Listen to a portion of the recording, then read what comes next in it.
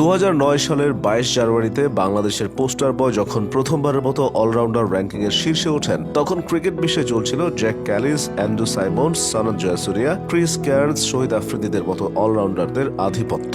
এমন সব কিংবদন্তিকে সরিয়ে দিয়ে সেরা অলরাউন্ডার বনে যান সে সময়ের 22 বছর বয়সী তারকা সাকিব আল হাসান। এজন্যই ভারতের সাবেক ক্রিকেটার আকাশ চোপড়া বলেছিলেন, সাকিব অলরাউন্ডারদের বাপ।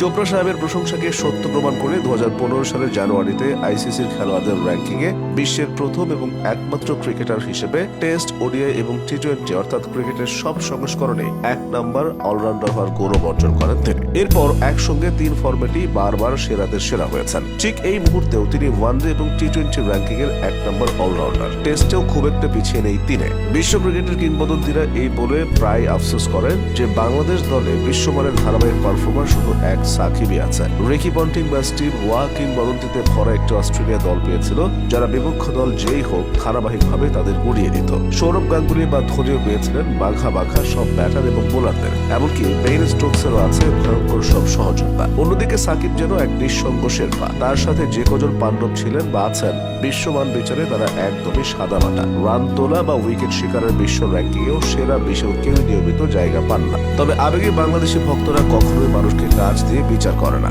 অকাজ আর আবেগী এদেশে মূল বিচার্য। ফলে সাকিবের পারফরমেন্সে বিশ্বজুড়ে বিস্ময় তৈরি হলেও খোদ বাংলাদেশে রয়েছে আজ খুবই সব বিতর্ক। অনেকে বলেন সাকিব নাকি নিজের জন্য খেলেন, তা বাবা খেলোয়াড়রা তো নিজের খেলায় খেলে। নিজের জন্য বা নিজের খেলা ঠিক থাকলে সেটা দলকে টেনে নিয়ে যায়। কেউ নিজে 100 রান করলে তা দলীয় রানে 100 যোগ করবে। 5 উইকেট শিকার করলে তা বিপক্ষ শিবিরের ব্যাটিংকে চুরমার করে দেয়। ক্রিকেটের এটাই সূত্র। আরো উসবুকে অভিযোগ আছে, সাকিব নাকি নিজের স্ট্যাট ভারী করেছেন জিম্বাবুয়ের মতো সহজ দলের সাথে খেলে। কিন্তু দল যাদের সাথে খেলে খেলোয়াড় তো তাদের বিপক্ষে খেলবে। একা একজন খেলোয়াড় কি কঠিন সব প্রতিপক্ষ দল নির্বাচন করে তাদের বিপরীতে খেলবে? এমন কোন সুযোগ কি কোনো মূল্যকে কেউ দিয়েছে? কোথাও আছে? এটা কি প্লে স্টেশন বা মোবাইলের ফিফা গেম?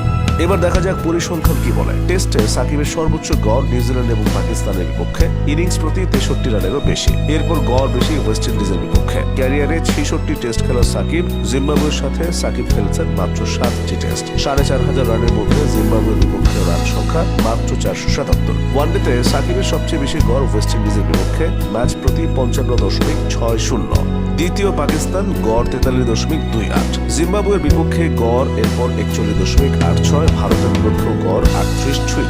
240 ওয়ানডের মাত্র 48টিতে সাকিব খেলেছেন জিম্বাবুয়ের বিপক্ষে, রান করেছেন 1549টি, যেখানে ওয়ানডেতে তার মোট রান প্রায় 7500। টি-20তে তো পরিসংখ্যান আরো আশ্চর্যজনক। 117 ম্যাচের মধ্যে জিম্বাবুয়ের বিপক্ষে ম্যাচ মাত্র 13টি। সবচেয়ে বেশি গড় পাকিস্তান, অস্ট্রেলিয়া এবং ওয়েস্ট ইন্ডিজের সাথে। টেস্টে সবচেয়ে বেশি শিকার করেছেন West Indies, Sri Lanka, Zimbabwe, England এবং নিউজিল্যান্ডের ব্যাটারদের। ওয়ানডেতে জিম্বাবুয়ে, নিউজিল্যান্ড, ভারত ও আফগানিদের। সাকিবকে ছাড়া বাংলাদেশ জিতেছে 14% ম্যাচে, তাকে নিয়ে জিতেছে 47%। এতে স্পষ্ট বাংলাদেশ দলের সাকিবের অবস্থান এবং প্রভাব আসলে কি প্রচন্ড। এবার আপনারাই বলুন, সাকিবের সঙ্গে কারো তুলনা মানায়? আগডুম বাগডুম বলাটাও কি সাজে?